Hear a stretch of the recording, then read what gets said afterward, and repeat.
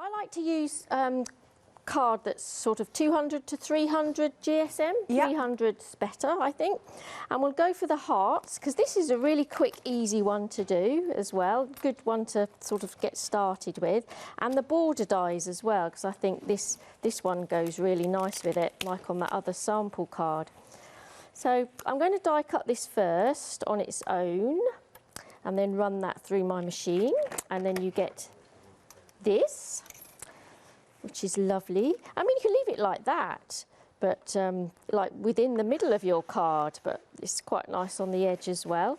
So what I want to do is to die cut now the hearts within that, and this again, the border die again, just to create like a little runner piece.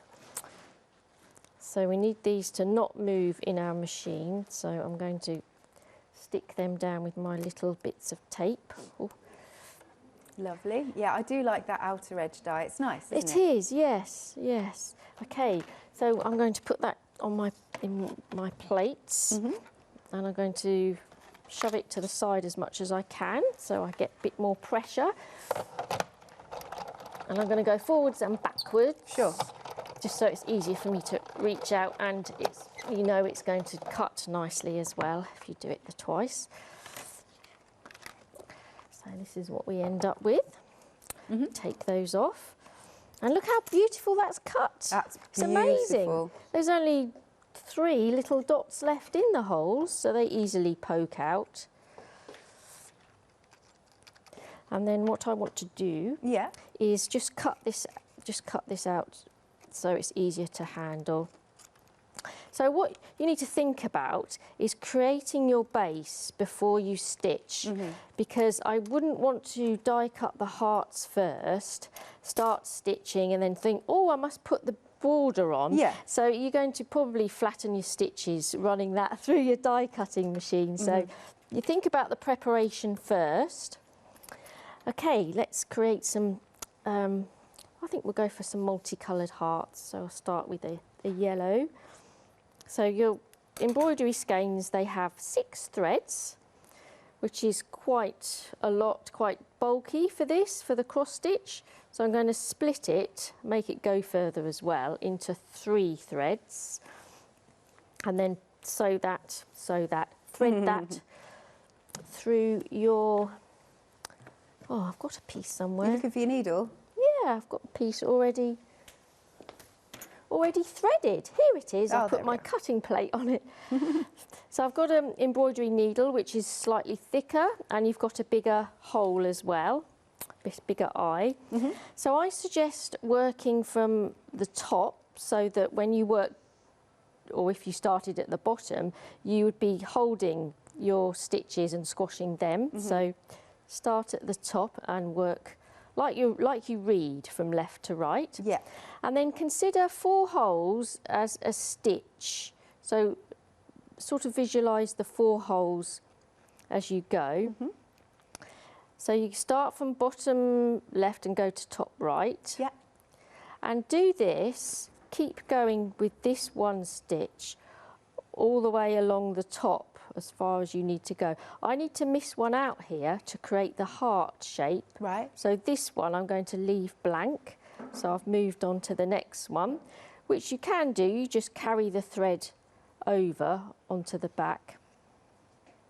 Don't panic if you think, oh, I've not got to do that one. Just carry the thread over through the back. When you've got as far as you need to go, then you come down and come out through bottom right and go to top left. Okay. And then that creates the cross stitch, and then you just run along here back to the beginning point. And it's always best to do it in the same way, isn't it? So it looks the neatest. Yes, that's right. I didn't do that to start with years ago.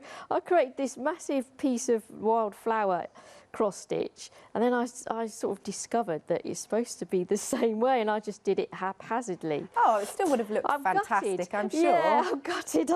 I've still got it to this day. Oh, but that's nice. Yes, it's like a reminder. Perhaps just to do a little bit of research and not just jump straight in. But that's fun anyway. So I'm now gone down to my second layer, Yeah. and I'm doing my first lots of stitches, and I need to go all the way across with this one. And it's good to do it from top because I'm coming up through the bottom of my stitches, and then when I need to go across to the top, I'm actually coming up here and going down where there's 3 other threads. So that keeps the stitching neat. If I was attempting to come up through 3 threads, I'm going to catch them probably, and it won't be as neat. And you get a rhythm going, you can see what you're doing. I mean, if you then need to go sort of a bit further, like over here, then just cast off and then start again. So you don't have to go push the thread too far over the back. Because you'd see it through the holes, Yes, yeah. And that's the point, actually. You can start with the lightest colour as well, because that starts blocking up the holes. Right. For then if you want to do a black afterwards. And don't knot, just simply thread it in and cut. And then you can, this one I wasn't concentrating enough, but you can thread that in as well to keep that down. Yeah. So you just keep working and you can change colours and have fun with it, and it grows pretty quickly. Okay, so I ended up doing this. That's really lovely. I like that. In Little sort rainbow hearts. Yeah, in sort of different colours. So I want to create a background to go with that. I've cut a card base to match, and I've neatened up my edges here. If you see, I've actually gone a bit closer and cut it from the top there, so it sort of spans out. And I've cut my card blank to match. And I'm going to get another piece of paper and just create like a watery sort of background to go with it with my watercolour pencils. I use this as a guide, and I just want to scribble and create like a watercolour palette. Now we are over 60% of the stock gone on the one-day special. And once it's gone, it's gone. It's absolutely been flying out the door. Remember, you can spread the cost on FlexiBuy because we're in our Flextravaganza event. So your first payment today will be £15 or £14.97. Anyway, £15 or thereabouts. And then you pay the next instalment next month, £973,392. Lovely. Because the thing is with this, you can use your imagination, can't you? And you don't have to follow a chart, because I tend to go buy loads of kits. That's the way I go. Yes, but well, this gives you the freedom. That's it. Yes, and you've got your base fabric over and over again by using the dyes. Yes, and you can then experiment more, I think, because you know you can do it over and over again. So you can just even pencil on the grid and then stitch to that. Okay, these pencils aren't quite exactly the same colours, so I'm trying to mimic them by just adding a little bit more, say, orange to this one to make a darker yellow, and this one I'm add a little bit more red to make it more of a purple. And then I'm going to bring in some water. I'm going to hold it up a bit, tilt it, and then I'm going to manipulate that colour and drag it down so it looks like it's sort of a paint drip. Move on to the next one. Look how rich they are. Oh, these pencils are fantastic. The Faber-Castell ones. Oh, well, that'll be why then. The pigment is stunning. Yeah. So bring this all the way down. I'm rushing with this. Oh no, there's plenty of time.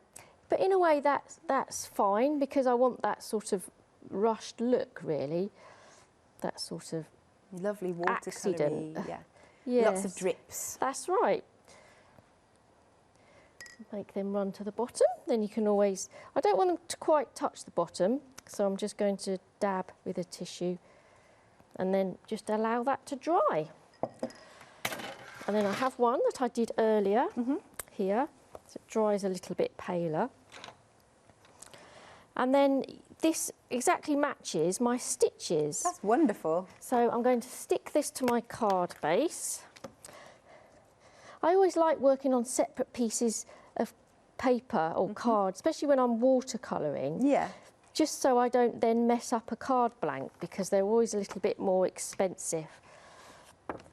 but you know, a piece of card saves the card blank, and it makes it sturdier as well. Yeah, I quite like doing this, and you can create matted layers. But in this case, I'm just doing exactly the same size as my card base, and then I'm going to put this on foam pads to raise it, and then you get the benefit of that lovely lace border. So I'll just take my pads off. I haven't stuck the pads where the stitching is, because I didn't want them to show in the holes or create any stickiness. So I've just gone round the edge, and then just decide where you'd like to put it. So I could put it in the middle, or I could put it right at the top.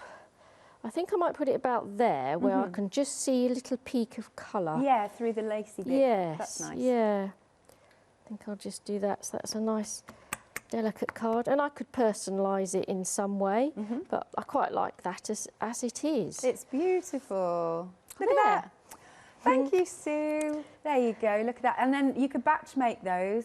And obviously the stitching, because it's a nice little small piece, that wouldn't take you very long It doesn't, no. You could be sitting in front of the telly. Exactly, yes. Again, because you're not following a chart there, just, you know, you can still have half an eye on the telly, whereas when you are following a chart, I know I can't watch the telly. It's no, you know, I've got to concentrate. Yeah. But that is absolutely beautiful. So you could batch bake those, and then, as you said, whenever there's an event, whether it's a birthday, a wedding, whatever, you just pop a sentiment on. Yeah, it's all free to go, and it's so portable as well, cross stitch. Yes. You know, you can do it on public transport or waiting for your son to have his football match and things like that. It's great, and you'll be surprised how addictive it is and how quick it grows. Yeah, indeed. Lovely.